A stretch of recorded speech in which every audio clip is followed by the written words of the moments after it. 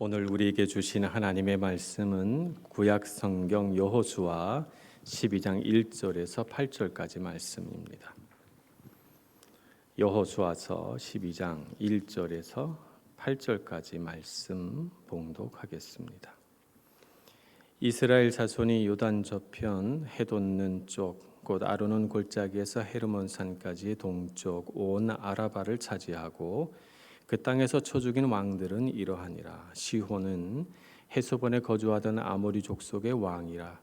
그가 다스리던 땅은 아르논 골짜기 가에 있는 아로엘에서부터 골짜기 가운데 성읍과 길르앗 절반 곧 암몬 자손의 경계 야복강까지이며 또 동방 아라바 긴네롯 바다까지이며 또 동방 아라바의 바다 곧 염해의 벳 여시못으로 통하는 길까지와 남쪽으로 비스가 삼기스까지이며 옥은 르바의 남은 족속으로서 아스다롯과 에드레에 거주하던 바산의 왕이라.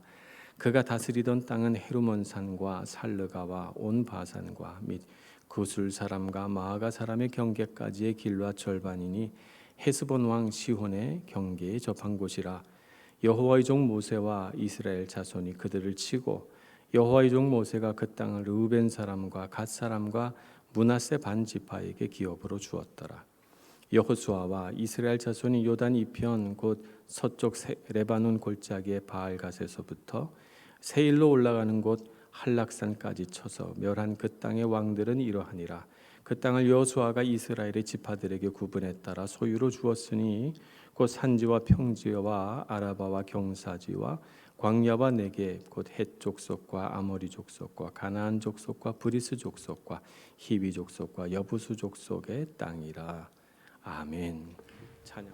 여호수아서 12장까지가 이스라엘 땅을 정복한 이야기다 이렇게 말씀을 드렸습니다. 실제로 전쟁하는 이야기는 11장까지 소개가 되고 12장 오늘 우리가 읽은 말씀은 이스라엘 백성들이 그 전쟁을 통해서 얼마만큼의 땅을 얻었나 말하자면 11장까지의 내용을 총정리하는 부분이다 이렇게 볼 수가 있겠습니다.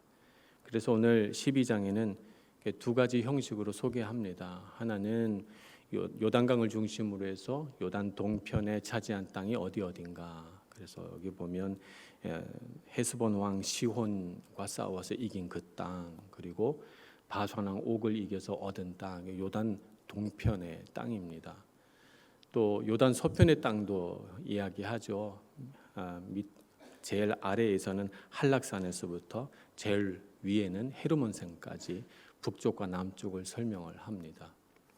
또 그 땅을 정복한 때에 이스라엘을 지도한 지도자들의 이름도 이야기합니다. 요단 동편은 모세가 이끌고 그 땅을 차지했고, 또 요단 동편 그 땅은 여호수아와 백성들이 전쟁을 해서 차지했다는 이야기를 이렇게 동서남북에 차지한 땅을 설명하면서 요단강을 중심으로 또 지도자를 중심으로 이렇게 설명을 해 놓고 있죠. 그래서 이렇게 광활한 땅을 이스라엘 백성들이 얻게 되었구나 이제 우리가 알게 됩니다. 국가의 3요소 그러면 우리는 영토, 국민, 주권 이렇다고 배웠습니다. 국가가 성립이 되려면 가장 중요한 것이 땅이 있어야 되고, 땅만 있으면 되는 게 아니라 그 땅에 사람이 살고 있어야 되고, 그 땅에 사람이 살고 있어도 우리나라가 일본에게 식민 지배 당했던 것처럼 주권이 없다면 나라가 아닙니다. 그래서 땅이 있고 국민이 있고 주권이 있어야 돼요. 그것이 국가의 3요소라고 합니다. 이 세상의 거의 모든 나라들이 일반적으로 땅이 먼저 있고 그 땅을 경계선으로 해서 나라가 만들어집니다. 이탈리아라고 하는 나라는 삼면이 바다로 되어 있습니다. 바다가 자연스러운 나라의 경계선이 되고, 북쪽은 알프스 산이 가로지르고 있어서 그 알프스 산을 또 자연적인 경계로 해서 이탈리아라고 하는 나라가 만들어져 있습니다. 땅이 있고 그 땅에 살고 있는 백성들을 중심으로 해서 나라가 세워진 거죠. 그런데 이스라엘은 지구상에 존재하는 모든 나라와 다 다릅니다. 이스라엘은 땅이 없어요. 땅이 먼저 주어지지 않았습니다. 먼저 민족이 만들어지고 그 민족이 만들어진 후에 땅이 주어진 거죠. 나중에. 이렇게 된 이유는 본래 이 이스라엘이라는 민족이 조상 때부터 유목민으로 출발했기 때문에 그럴 수 있겠다 이렇게 생각을 합니다만, 그러나 이스라엘 역사를 살펴보면 유목민으로 살아도 그냥 가나안 땅에 계속 살았다면 그 땅에서 어떤 나라를 이루고 살았을 거예요. 근데 하나님께서 어떻게 하셨죠? 요셉에 대해서 아브라함의 자손의 자손의 자손에 이르는 요셉의 때에 모든 가족을 다 애굽 땅으로 이주시킵니다. 남의 나라 땅에서 한 400년간 살게 하시죠. 그래서 어느새 자손을 낳아서 많이 번성했어요. 한 60만 명 됐습니다. 그리고 이제 그 백성들을 데리고 나라를 만드시겠다는 거예요. 이스라엘 백성들이 전 세계의 유례 없이 땅이 먼저 있고 백성이 세워져서 나라가 된 것이 아니라 백성을 먼저 만들고 나중에 땅을 주시는 이런 보기 드문 역사를 갖고 있는 것입니다. 하나님께서 그렇게 섭리해 가셨습니다. 그들이 애굽 땅으로 이주하지 않았다면, 하나님께서 그런 방법으로 이스라엘 백성들을 만들어 가지 않으셨다면 그들은 이런 독특한 역사를 갖지 못했을 것입니다. 그러니까 땅을 주신 것도 하나님 뜻이지만 땅을 주시지 않은 데에도 하나님의 섭리는 있다, 이렇게 우리가 해석해 볼 수가 있겠습니다. 왜 백성을 먼저 세우고 땅을 나중 주시는 것일까요? 그 이유는 하나님께서 땅을 바라보는 관점을 다르게 가지고 계셨기 때문입니다.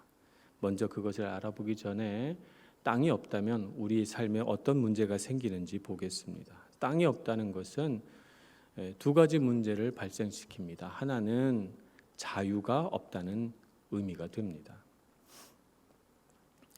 사람이 자유를 주장을 하려면 그 자유의 근거가 되는 권리가 있어야 되거든요.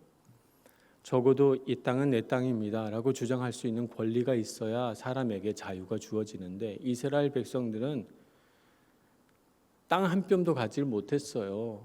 그러니 애굽 땅에서 땅 한 뼘도 갖지 못한 그들이 어떻게 자유를 주장할 수 있겠습니까? 세월이 흐르면 흐를수록 그런 점점 노예의 처지로 전락하고 마는 것입니다. 하나님께서는 그들을 애굽에서 탈출시킴으로써 그들을 자유민으로 깨어나게 하고 그들에게 땅을 주겠다고 약속하셔서 그들로 하여금 진정한 자유가 무엇인지를 깨달아 알게 해 주십니다. 어쨌든 땅이 없다는 것은 자유가 없다는 의미가 될 수도 있구나 하는 것을 알 수 있습니다.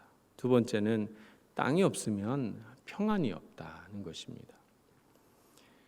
사람은 살면서 추구하는 안정이 두 가지예요. 하나는 물질적인 안정, 하나는 정서적인 안정. 이 두 가지가 꼭 필요합니다. 물질적인 안정이라고 하는 것은 내가 적어도 절대 빈곤 가운데 떨어지지 않아서 먹고 마시는 거 가지고 걱정하지 않는 삶, 그런 삶을 살아가야 돼요. 최소한의 인간의 권리가 보장되는 그런 삶이죠. 물질적 안정 참 중요합니다. 그래야만 사람이 이 세상을 안정되게 살아갈 수 있으니까요. 근데 물질만 안정돼 있다고 해서 사람이 안정되는 건 아닙니다. 정서적으로도 안정돼 있어야 됩니다. 끊임없이 뭔가로부터 위협당하고 있다면 먹고 마시는 것이 다 주어져도 사람의 삶은 굉장히 고달프고 힘들 것입니다. 정서적으로도 안정이 되어야 됩니다. 근데 땅이 없다는 것은 이 두 가지가 다 불충분하게 주어졌다는 의미입니다. 내 땅이 있어야 내가 열심히 일하고 개간해서 물질적인 번영을 이룰 수 있는데, 안정을 이룰 수 있는데, 내 땅이 없으니까 그렇게 하기가 쉽지 않고 누군가가 와서 빼앗아가면 다 빼앗겨야 돼요. 정서적으로도 마찬가지입니다. 남의 땅에 살고 있으니 늘 불안하고 마음속에 걱정이 많겠죠. 이스라엘 백성들이 지금도 인사할 때 샬롬 그럽니다. 샬롬이 평안이란 뜻이죠. 왜 평안이 그들의 인사가 됐는지 알 수가 있습니다. 땅이 없었기 때문입니다. 그러니 이스라엘 백성처럼 땅에 대한 간절한 민족이 있을까요? 정말 땅에 대한 간절한 마음이 이스라엘 백성들에게 있었고, 그래서 하나님께서 그들에게 땅을 주시겠다 이렇게 말씀하시면서 그들을 이끌어 가십니다. 오늘 12장에 이르러서 그들이 정말 땅을 가졌네요. 남쪽으로는 네게부 사막에서부터 북쪽으로는 이스라엘에서 유일하게 눈이 온다는 헤르몬 산까지 광활한 영토, 그 영토 안에는 산도 있고 평지도 있고 또 비탈길도 있고 사막도 있고 뭐 아라바도 여러 가지 땅들이 있는데, 여기 뭐 6가지의 종류의 땅이 소개가 됩니다만 그 땅들을 다 가지게 되고, 요단강을 중심으로 해서 요단 동편과 요단 서편, 그리고 긴네롯 갈릴리 호수라고 나중에 신약 성경에서 불리게 되는 그 호수까지 그들이 소유하게 됨으로써 그들은 참 좋은 땅을 가지게 되었습니다. 이런 땅을 가지게 되었는데, 그들이 땅을 가질 수 있다는 소망을 가지고 하나님은 그들을 애굽 땅에서 이끌어내셨죠. 애굽 땅에서 그들이 땅이 없을 때 하나님, 자 이제 이 땅에서 나가자, 자 하나님께서 주시는 내가 주는 땅으로 가자라고 말씀하실 때 어떤 비전을 주시냐 하면, 조상 아브라함에게 주신 약속의 땅으로 가자, 하나님께서 이렇게 말씀하십니다. 젖과 꿀이 흐르는 땅, 그 좋은 땅을 내가 너희에게 예비해 놓았으니 이제 나와 함께 그 땅으로 가자. 그래서 이스라엘 백성들이 땅에 대한 서러움, 땅이 없음으로 겪었던 고통에서 벗어나 이제 우리가 땅을 가지고 살자 생각해서 하나님의 비전을 따라 약속의 땅으로 출발한 것입니다. 그런데 하나님께서 약속하신 땅은 빈 땅이 아니죠. 아무도 살고 있지 않는 그런 땅을 하나님께서 준비해 놓으신 것은 아닙니다. 그 땅에는 이미 살고 있는 사람들이 있고, 그 땅에는 성읍도 있고 성벽도 있고, 그 땅에는 안악자손과 같이 아주 키가 크고 용맹한 민족뿐만 아니라 병거와 철기를 다룰 줄 아는 그런 용맹한 민족들도 살고 있습니다. 그러니까 그 땅은 어떤 땅이냐 하면, 이스라엘 백성들이 그 땅을 차지하기 위해서 싸워야 되고 승리해야만 얻을 수 있는 땅입니다. 그냥 주어지는 땅이 아니죠. 그래서 하나님께서는 이스라엘 백성들을 그 땅을 차지할 만한 민족이 되도록 훈련해 가십니다. 그것이 광야 40년입니다.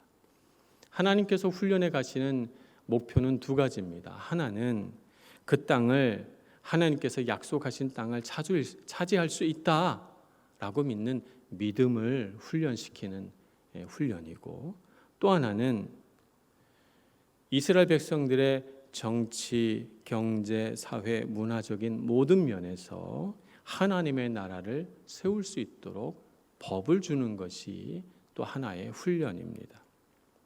법이라고 하는 것은 곧 하나님의 말씀이죠. 시내산에서 10계명을 주시는 사건으로부터 시작을 해서 하나님은 이스라엘 백성들에게 각종 법을 주십니다. 이스라엘 백성들을 율법이라고 하죠. 형법, 민법, 상법 등등의 법을 주셔서 인간이 사람과 물질을 교환하고 사람과 사람이 관계를 맺을 때 발생하는 여러 가지 문제들에 대하여 구체적인 법들을 세워나가기 시작합니다. 그래서 그들이 삶의 모든 부분에서 윤리적이고 도덕적이고 하나님을 경외하는 삶을 살 수 있도록 하는 것입니다. 뿐만 아니라 이스라엘 백성들이 출애굽한 사건을 유월절이라고 이름을 붙이면서 그들이 광야에서 잔치를 하고 하나의 문화를 갖게 해 주십니다. 그걸 절기라고 하죠. 유월절, 초막절, 칠칠절, 오순절 등등 각종 절기를 주셔서 그들이 그 절기 안에서 여러 가지 다양한 문화를 만들어 가게 하셨습니다.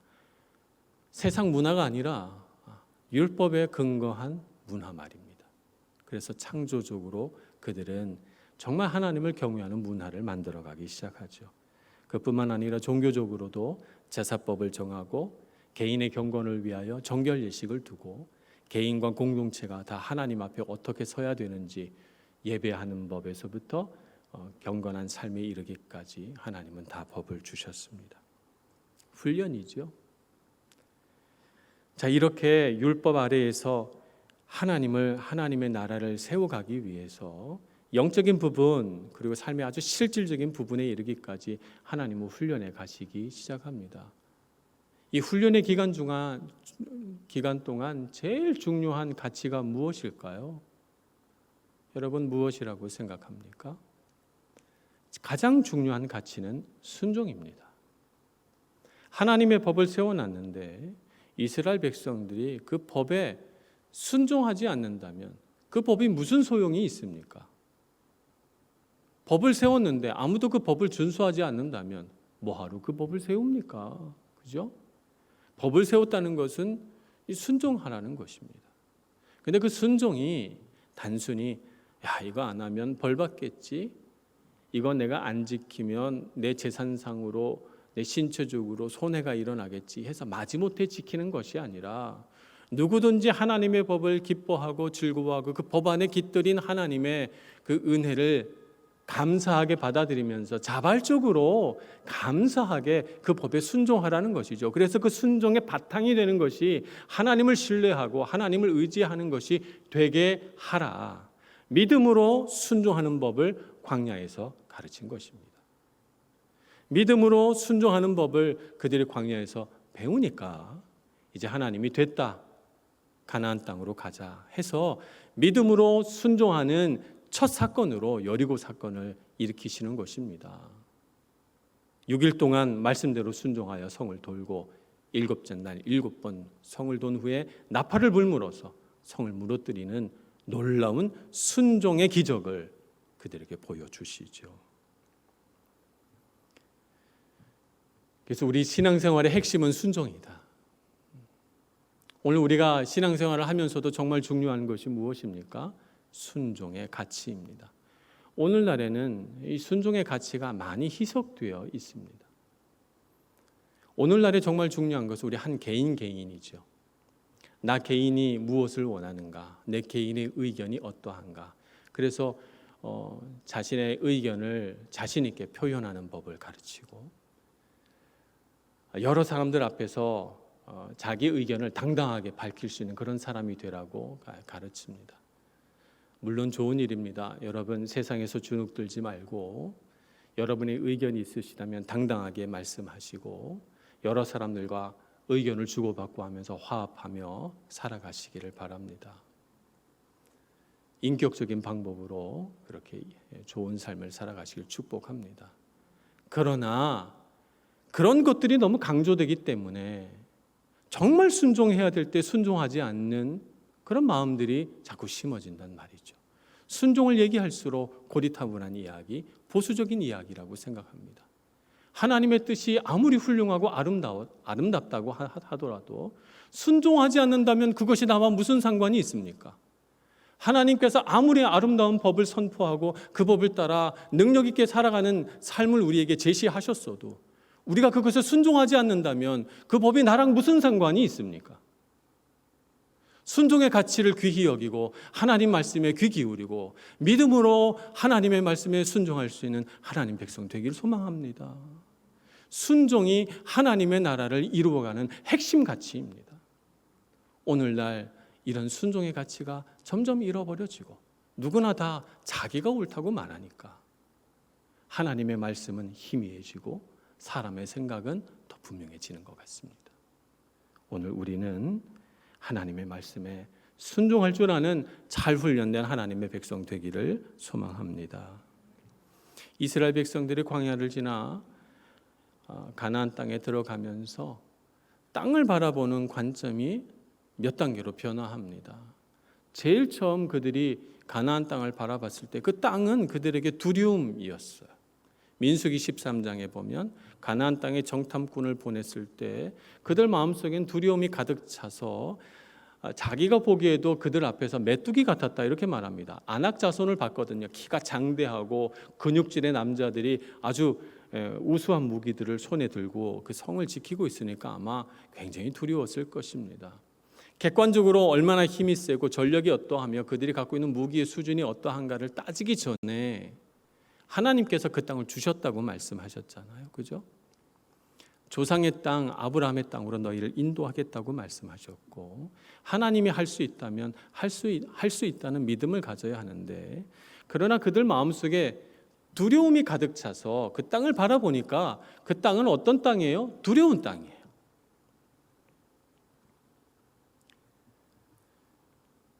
두려움으로 그 땅을 바라보기 시작하니까 그 땅은 좋은 땅처럼 보이지가 않습니다. 사람을 삼키는 땅이요, 과실을 맺지 못하는 땅이요, 우리가 그 땅에 들어갈 필요가 없다, 이렇게 생각이 드는 거죠. 그래서 가나안 땅 문턱 가데스 바네아에서 그들은 돌아섭니다. 세월이 많이 흘러 이제 믿음의 다음 세대가 가나안 땅 앞에 서게 되죠. 하나님께서는 그들이 또 두려움으로 반응할까 봐 여호수아 1장에서부터 계속 반복되는 한 말씀을 하십니다. 그것이 무엇입니까? 두려워하지 말라. 두려워하지 말라. 놀라지 말라. 두려워하지 말라. 두려움으로 그 땅을 바라보지 말라라고 말씀하시죠. 그리고 하나님께서 두려워하지 말라라고 말씀하시는 바로 그 순간마다 승리를 주십니다. 그래서 하나님은 땅을 두려움으로 바라보는 사람에게 승리를 주시는 하나님으로 나타나십니다. 내가 너에게 승리를 주겠다. 그러니 두려움을 극복하라. 내가 너에게 줄 은혜와 복을 두려움으로 바라보지 말라. 너희가 도전해 갈 세상을 두려움으로 바라보지 말라라고 우리에게 말씀하고 있는 것입니다. 이렇게 두려움을 극복하게 되자 이제 이스라엘 백성들은 땅을 바라보는 관점이 변합니다. 도전 과제로서 가나안 땅을 바라보기 시작합니다. 그들은 더 이상 두려움으로 반응하지 않습니다. 남쪽의 다섯 부족이 연합해서 전쟁을 일으켜도 그들은 두려워하지 않습니다. 그들과 능히 싸워서 이겨내죠. 북쪽은 더 많은 부족들이 10여 개의 부족들이 연합해서 전쟁을 일으켰지만 그들은 두려워하지 않습니다. 그들이 두려워했다는 기록은 어디에도 찾아볼 길이 없어요. 그들은 자신들의 전력에 비하면 10배, 20배가 넘는 엄청난 대군들 앞에서 조금도 주저함 없이 급습하고 매복하여 기다렸다, 공격하고 각종 다양한 전술과 전략으로 그들과 맞서 싸워서 다 이깁니다. 모든 전쟁에서 다 승리합니다. 이제 그들은 그 땅을 두려워하지 않습니다. 그러나 13장에 나오겠지만 아직 정복되지 않은 땅, 그리고 또 정복한 땅, 이렇게 나누면서 하나님께서 주신 땅을 다 정복해야 할 도전 과제로서 그 땅을 바라보기 시작합니다. 어떤 성읍은, 또 어떤 지역은 여러 번 공격했는데도 잘 정복이 안 되는 땅도 있었어요. 그래서 하나님께서 주신 이 과제를 꼭 수행해야 된다. 도전 과제로서 바라보기 시작하는 것이죠. 이때 경험되는 하나님은 함께 하시는 하나님이십니다. 나와 함께 하시는 하나님. 그래서 그때그때마다 나에게 지혜를 베푸시고 도움을 주시는 하나님으로 그들이 경험하기 시작하는 거죠. 하나님을. 그래서 하나님은 이렇게 우리를 인도해 가시고 이렇게 지혜를 주셔서 또 승리도 하게 하시고 때로는 우리가 어려움에 처했을 때 이런 도움을 우리에게 베풀어 주시는구나. 내 인생의 하나님은 저 높고 높은 하늘에 계신 것이 아니라 바로 낮고 낮은 이 땅으로 내려오셔서 내 곁에 계신 하나님이시구나. 하나님은 나를 위하여 나보다 앞서가셔서 내가 걸어갈 길을 평탄케 하시는 하나님이시구나. 하나님은 나와 함께 하시는구나 하는 것을 경험해 가기 시작합니다. 그것이 바로 인생의 도전 과제들을 앞에 놓고 씨름하는 이스라엘 백성들이 경험하는 하나님이 됩니다. 그리고 나서 그들이 땅을 정복을 하죠. 정복하고 땅을 얻고 보니 정말 감사합니다. 어떻게 그 수많은 시련들과 싸움들을 이겨냈는지 정말 놀랍기만 합니다. 그들이 그 땅을 쫙 펼쳐놓고 분배하기 전에 느꼈을 감동을 여러분 느끼실 수 있습니까? 이 모든 것이 다 하나님의 은혜이구나 하고 그들이 깨닫게 됩니다. 땅을 얻기 위해서 수고한 것은 하나님께서 그 땅을 누리라고 우리에게 수고롭게 일하게 하신 것이구나 하는 것을 깨닫습니다. 어린 시절에 저 새참 먹은 적이 있었는데요. 어린 시절에 밭에서 논에서 이렇게 일하면 꼭 중간에 새참 가져오거든요. 그래서 동네 아주머니들이 머리에다가 이렇게 밥이랑 반찬이랑 이고 이렇게 옵니다. 뭐 시골이니까요. 뭐 먹을 게 변변이 없습니다. 뭐 김치하고 뭐 고추장하고 뭐 이런 것들에다가 보리밥 수북히 담아 갖고 왔죠. 어린 시절에 저도 모내기 한다고 5월이면 꼭 그 논에 나가서 못줄 잡고 있었거든요. 그럼 배가 너무 고파요. 햇빛은 쨍쨍 내리쬐고요. 참 힘들게 일하고. 근데 저기 새참 지고 오시는 분들 보면 너무 이제 기쁘더라고요. 쌈에다가 김치 넣고 고추장 넣고 해가지고 이렇게 싸서 먹으면 꿀맛입니다. 그거보다 더 맛있는 밥이 없었던 것 같아요.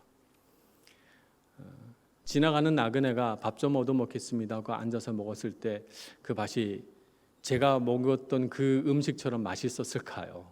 네. 제가 마시는 이유는 땀 흘려 일했기 때문에 마시는 거죠.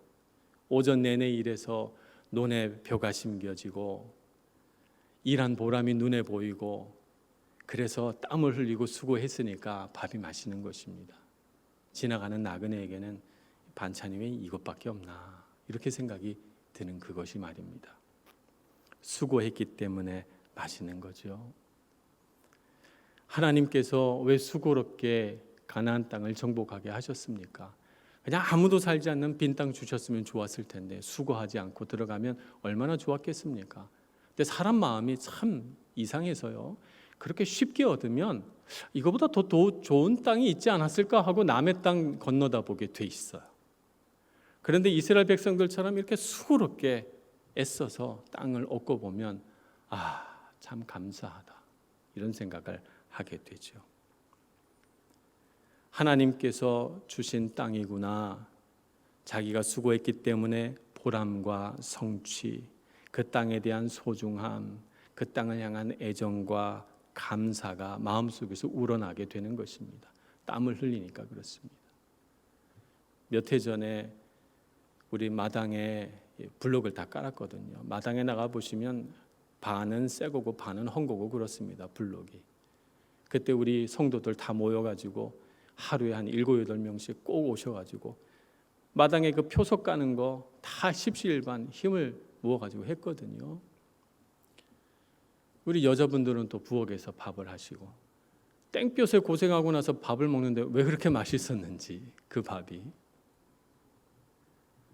그렇게 땀을 흘려보고 수고하니까 더 애정이 생기고 더 감사하고 그렇게 되는 거 아니겠습니까?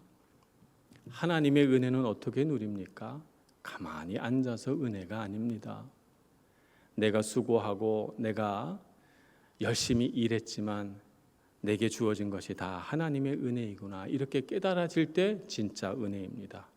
그래서 내게 주신 것 감사하게 되고 내가 이렇게 땀 흘려 일한 것에 대한 보람과 성취, 애정, 소중함을 가지게 되는 것이고 그렇게 함으로써 그 마음들이 모여서 하나님을 향한 감사로 표현되고 하나님을 경외하는 삶을 살아가게 만드는 것입니다. 여러분, 인생은 쉽지 않습니다. 여러분 수고 많이 하시고 계시죠? 수고하게 하시는 이유가 무엇입니까? 하나님의 은혜를 알게 하려는 것입니다.